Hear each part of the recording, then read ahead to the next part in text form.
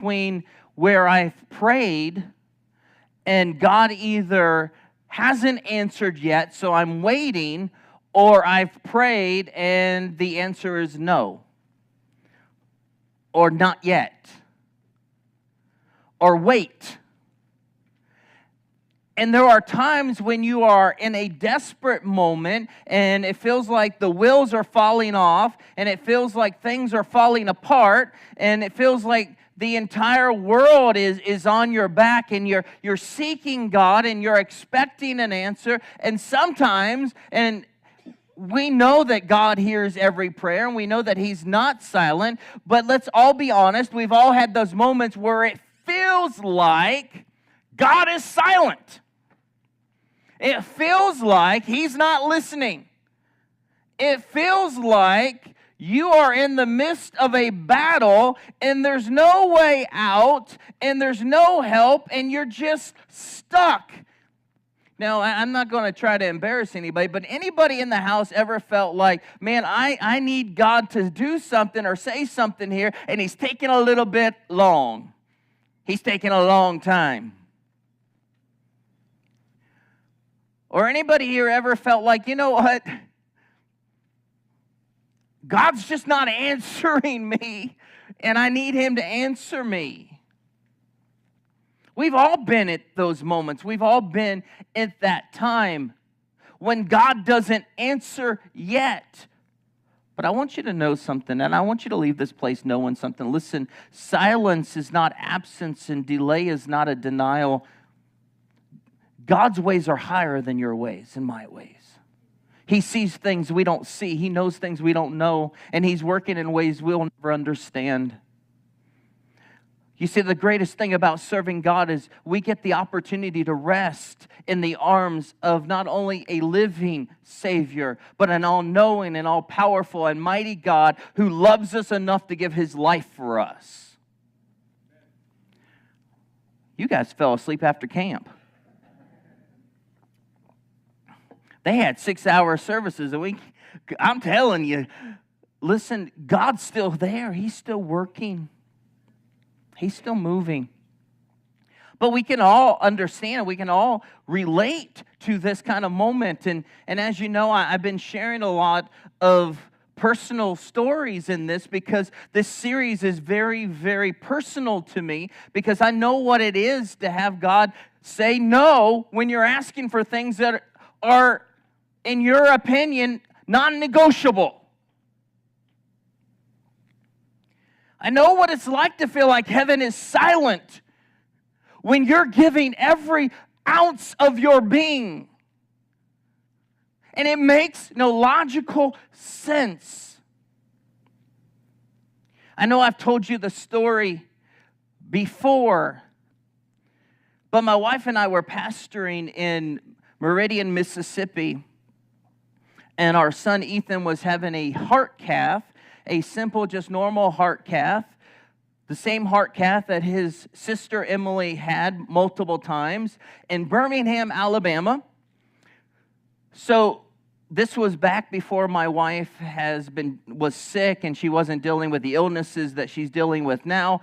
So we did what most people do. We got up in the middle of the night. We drove there in the morning to get there super early, so there was no breakfast time. We just got there, and we were in Ethan's room, and we're just having family time, kind of loving on him, praying over him. You know, we're all a little nervous, like you're always a little nervous when your child is getting ready to do something, and when your child is going back for a procedure. My wife was more nervous than I was, but, you know, I just kept telling her that's what a mom is. You know, mom is nervous. He has to have it. What are you going to do? He has to go. He has to have it. We're always going to be nervous. What are you going to do? So we're in Ethan's room, and about 3 minutes before they come to get him, my wife takes this awesome picture. Joseph, if you'll put it up on the screen. So this is about 3 minutes before they came to get him. And we're just having a good old time. Good old family time. We're praying, we're talking, we're laughing. He's playing with me, I'm playing with him. We're just having fun. So they come to get him, and my wife and I, walk with them. You know how you have to walk out of their room, and we're walking and we're talking to the kind of the nurses are, it's going to be okay, Mom and Dad. Don't worry about it. We do this all the time. You know how it works. So we get to the outer surgery waiting room, area, and they're like, okay, Mom and Dad, this is as far as you guys can go. Go wait in his room. Everything will be cool. You've been through this before. No big deal. So we turn around to leave, and of course, it's my wife, me, and Emily. We're by ourselves, and my wife tells me, she's like, I am dying of starvation. We haven't had anything to eat. Would you mind going down to a vending machine and just getting us a pack of chips or something? So I was like, okay, no big deal. I'll meet them back in the room. Of course, you never really want to leave just in case something, but, they hadn't even really got started yet. They just left. So Emily and my wife walk back to Ethan's room. It's up I can't remember, it's like up a floor or something like that. And, I go down to basically the basement to the vending machine. I haven't even purchased by the time, I'm on the elevator and writing it down, and I get out and I get to the vending machine. I haven't even purchased the food yet. And my wife calls me. And I can tell by the way that her voice is sounding, something is majorly wrong. And I'm like, honey, what's wrong? And she won't tell me. She's just like, I need you to get back now. I was at a vending machine when my life changed. Not in a prayer room, not reading my Bible, standing at a vending machine. She doesn't tell me what's going on, but I can tell instantly something is happening. So the only way to get back is to get on this elevator, and I get in this elevator, and if you want to know what my nightmare is, it's this. I don't have many nightmares. I don't remember many of my dreams, but when I have a nightmare, it's of this. But I get in the elevator, and I know something bad is wrong, and I have this sinking feeling. You know how sometimes you just know? You just know? You don't know why. You just know something's bad. I get in the elevator, and we start going up, and we stop at every floor, and people are laughing and talking and getting in and out, and we're not moving, and people are stopping the elevator, and I'm starting to panic more and more, and my hands are even starting to shake. I feel like, and I want to scream at the top of my lungs, I feel like my son is dying. Stop! Let me out of here, and I can't move, and I can't push it, and I can't, and then we come to the next floor, and people are in and out, and I'm stuck in this elevator. I can't get out. Floor after floor after floor. I can't get out. And people are just getting in and out, and they're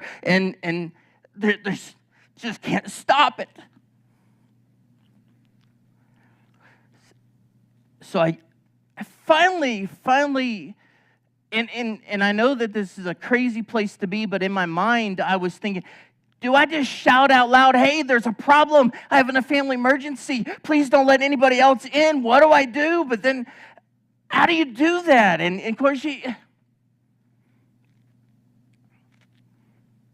so we begin. Finally, I get off the floor and get out of the elevator. And of course, basically at this point, I'm running to, and then I get to the doors, and you have to call in, and they have to let you in. So now it's another 2 minutes for a nurse to pick up the phone. And so I finally get into Ethan's room. My wife is basically, not basically, she was pretty much hysterical to a point. She was kind of laying in his bed, kind of curled up in like a ball, just like begging God. And so I kind of come up, like, what's going on? She goes, they just came in and told us they're trying to resuscitate Ethan. His body had an adverse reaction to the anesthesia. His blood pressure dropped too much, and he's dying.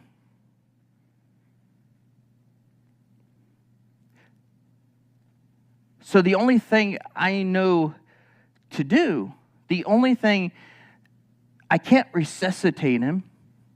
I can't fix it. I can't do the only thing I know to do as a dad, the last thing I know to do for my son is I actually take my phone out. And I know it sounds crazy, but I begin to call all of these people, and I don't call ordinary people. I don't call our family. I call people that I know. Well, just to be honest, I call superintendents, people that I looked at as spiritual giants that I knew how to pray. Because my mind is, if I get enough people praying, if I get the right people that know God, that is powerful prayer warriors, God will heal my son. So I start calling. Even to the point of, not annoyance, but my wife didn't really understand that, and she was like, it was, that's all I could do at the moment. Let's call. If I get enough people, God's gonna answer. So I don't know how long this racks on. It really isn't a super long time, but I'm literally calling anybody I can think of, and I'm just begging them, Rose, please, my son is dying, please pray. Then go to the next, please. You gotta pray. My wife is curled up on Ethan's bed, kind of like in a fetal position, and she's, of course, doing the only thing she knows to do as his mother, and that's call out to God, because we're both doing it in our own way. And she's calling out to God, God, please heal our son. And then she even gets into the begging of God. And then it goes even a step farther, and she begins to say, God, if you got to take somebody, take me. I'll take his place. Take me instead. Take me instead. God, take me. Please, leave him and take me.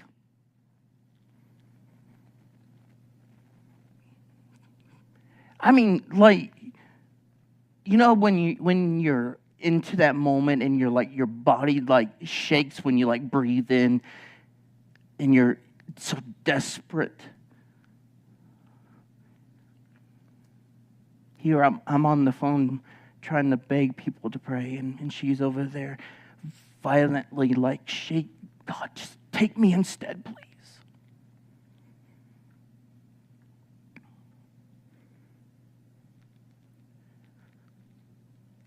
Take me.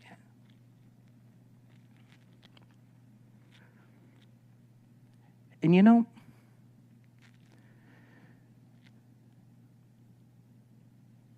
at that moment, even though we know that it's not true, but at that moment, it felt like heaven was silent. It felt like we were alone.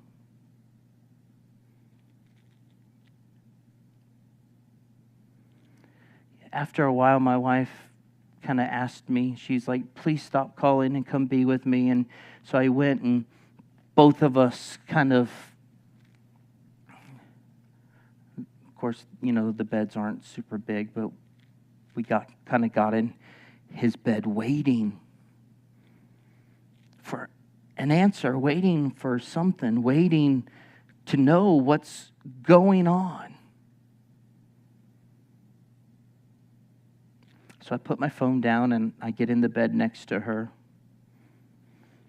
And as we're waiting, someone comes into the room, and you can tell by their face as they walked in. Actually, it was his actual surgeon, my children's cardiologist, Dr. McMahon, an amazing man. He did Emily's heart procedure, and he was their cardiologist, and you could just read it on his face. Ethan was actually his second patient that passed away his whole career. And he tells us, I'm so sorry, there's nothing we can do. He's gone. Nothing. But I knew that if I had the right people praying, I knew that God would answer and heal. I knew. And I kind of have, thought about this room multiple times. Actually, that's a lie. I've thought about this room millions of times since that day. Where two parents, both doing everything they knew to do. My wife on her knees before God, begging, pleading, and even offering her own self up as a offering. Me on my phone rallying every praying leader I knew, because both of us doing the only thing left available that we knew we can do.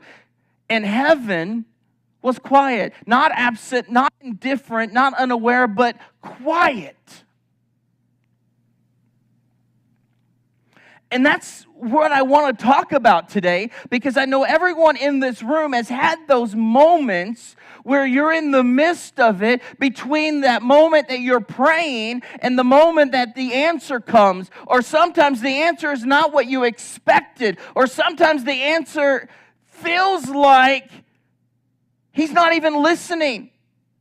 What do you do in the midst of that? Because we can sit here and pretend that those moments don't happen. But everyone in this room knows that's a lie. They do. We can explain it away, we can make excuses, and we can act all spiritual if we want to, and act like none of us will ever have those moments. But everyone in this room can sit here and say, I've had those moments where I am pouring everything out, and it feels like heaven's silent. Or it feels like I'm alone.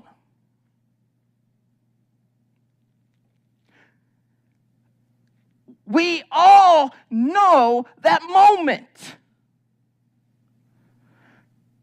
That moment of crisis. But I want to go a step farther today.